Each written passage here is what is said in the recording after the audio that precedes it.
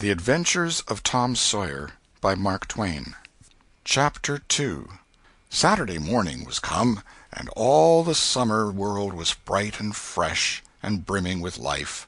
There was a song in every heart, and if the heart was young, the music issued at the lips. There was cheer in every face, and a spring in every step. The locust trees were in bloom, and the fragrance of the blossoms filled the air. Cardiff Hill, beyond the village and above it, was green with vegetation, and it lay just far enough away to seem a delectable land, dreamy, reposeful, and inviting. Tom appeared on the sidewalk with a bucket of whitewash and a long-handled brush. He surveyed the fence, and all gladness left him, and a deep melancholy settled down upon his spirit. 30 yards of board fence 9 feet high. Life to him seemed hollow, and existence but a burden. Sighing, he dipped his brush and passed it along the topmost plank, repeated the operation, did it again, compared the insignificant whitewashed streak with the far-reaching continent of unwhitewashed fence, and sat down on a tree-box discouraged. Jim came skipping out at the gate with a tin pail and singing "Buffalo Gals." Bringing water from the town pump had always been hateful work in Tom's eyes, before, but now it did not strike him so. He remembered that there was company at the pump. White, mulatto, and negro boys and girls were always there waiting their turns, resting, trading playthings, quarreling, fighting, skylarking.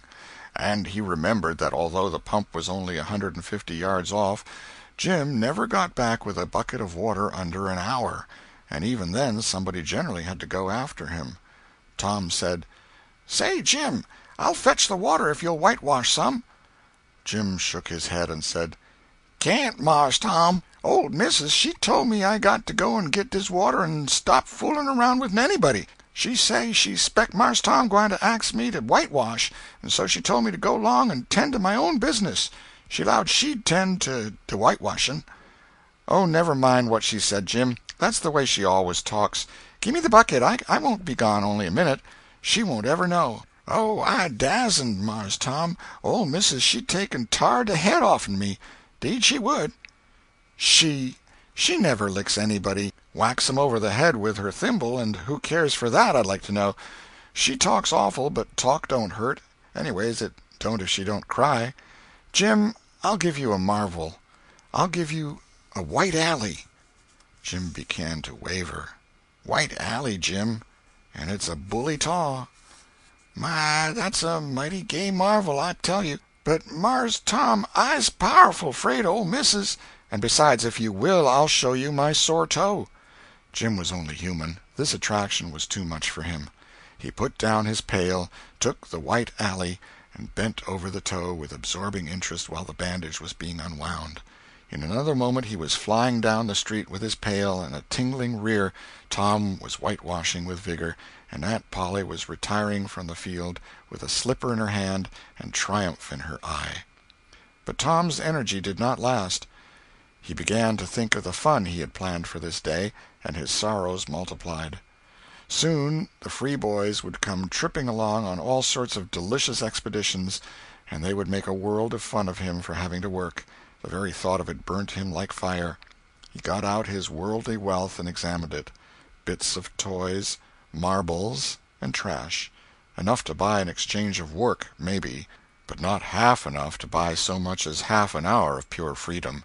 So he returned his straitened means to his pocket and gave up the idea of trying to buy the boys. At this dark and hopeless moment an inspiration burst upon him, nothing less than a great, magnificent inspiration. He took up his brush and went tranquilly to work. Ben Rogers hove in sight presently, the very boy of all boys, whose ridicule he had been dreading. Ben's gait was the hop, skip, and jump, proof enough that his heart was light and his anticipations high.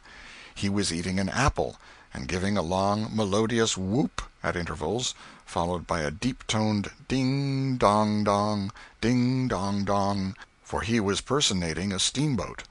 As he drew near, he slackened speed, took the middle of the road, leaned far over to starboard, and rounded to, ponderously and with laborious pomp and circumstance, for he was personating the Big Missouri, and considered himself to be drawing 9 feet of water. He was boat and captain and engine bells combined, so he had to imagine himself standing on his own hurricane deck giving the orders and executing them. "Stop her, sir! Ting-a-ling-ling!" The headway ran almost out, and he drew up slowly towards the sidewalk. "Ship up to back! Ting-a-ling-ling!" His arms straightened and stiffened down his sides. "Set her back on the starboard! Ting-a-ling-a-ling! Chow! Chow! Chow! Chow!" His right hand, meantime, described stately circles, for it was representing a 40-foot wheel.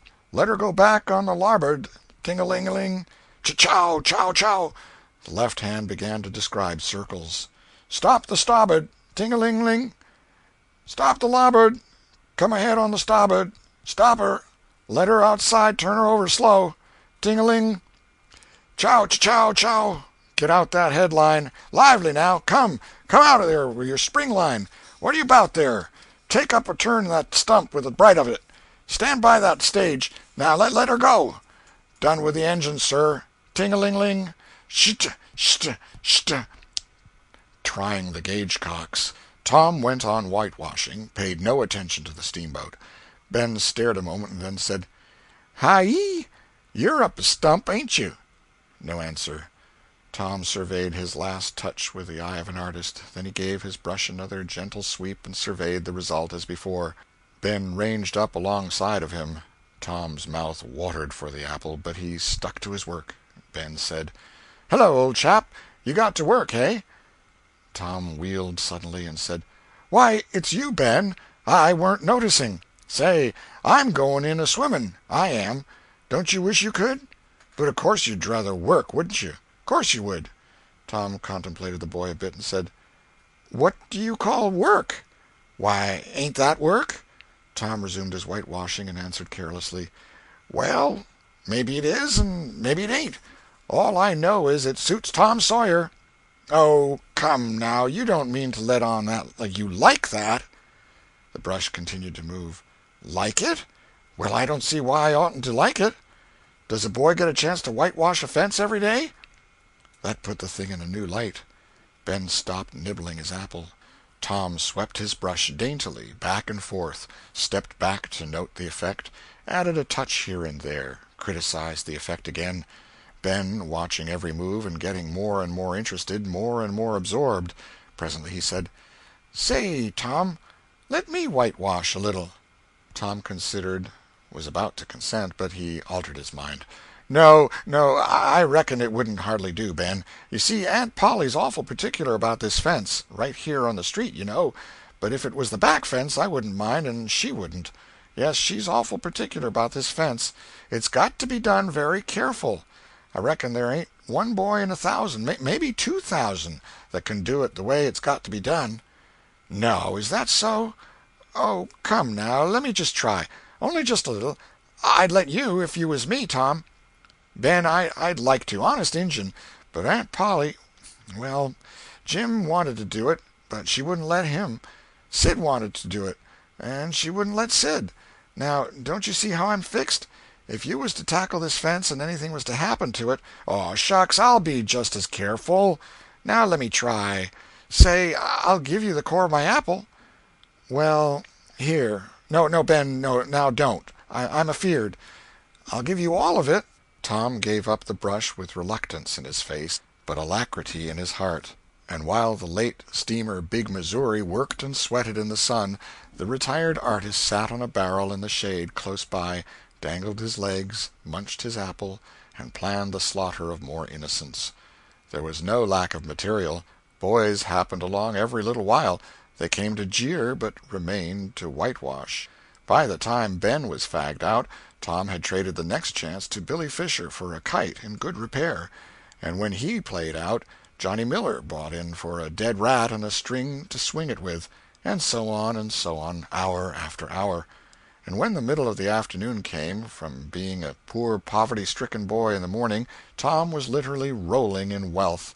He had, beside the things before mentioned, 12 marbles, part of a jew's harp, a piece of blue bottle-glass to look through, a spool cannon, a key that wouldn't unlock anything, a fragment of chalk, a glass stopper of a decanter, a tin soldier, a couple of tadpoles, 6 firecrackers, a kitten with only one eye, a brass doorknob, a dog collar but no dog, the handle of a knife, 4 pieces of orange peel, and a dilapidated old window sash. He had had a nice, good, idle time all the while, plenty of company, and the fence had had 3 coats of whitewash on it. If he hadn't run out of whitewash, he would have bankrupted every boy in the village. Tom said to himself that it was not such a hollow world after all. He had discovered a great law of human action without knowing it, namely, that in order to make a man or boy covet a thing, it is only necessary to make the thing difficult to attain. If he had been a great and wise philosopher, like the writer of this book, he would now have comprehended that work consists of whatever a body is obliged to do, and that play consists of whatever a body is not obliged to do. And this would help him to understand why constructing artificial flowers or performing on a treadmill is work, while rolling 10-pins or climbing Mont Blanc is only amusement. There are wealthy gentlemen in England who drive 4-horse passenger coaches 20 or 30 miles on a daily line in the summer because the privilege costs them considerable money. But if they were offered wages for the service, that would turn it into work, and then they would resign. The boy mused a while over the substantial change which had taken place in his worldly circumstances, and then wended toward headquarters to report.